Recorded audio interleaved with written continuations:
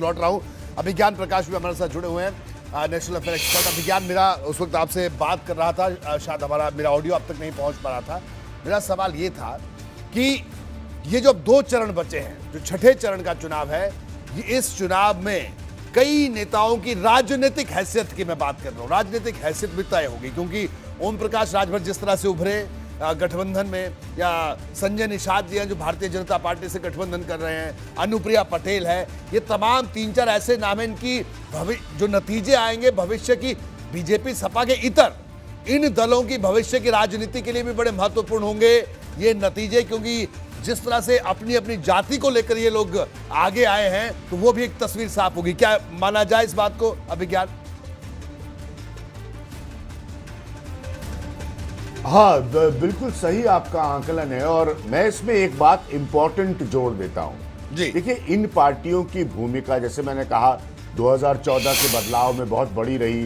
Bharatiya Janata party को समझ में आया कि उसको कैसे अपना आधार बड़ा करना है। मैंने सारी बातें से मैं अभी बता रहा था, अपनी किताब में भी इनका जिक्र किया है। 2 जाति पर जो अध्याय हैं, चैप्टर्स हैं, उनमें कास्ट क्रंच, कास्ट कंटिन्यूटी।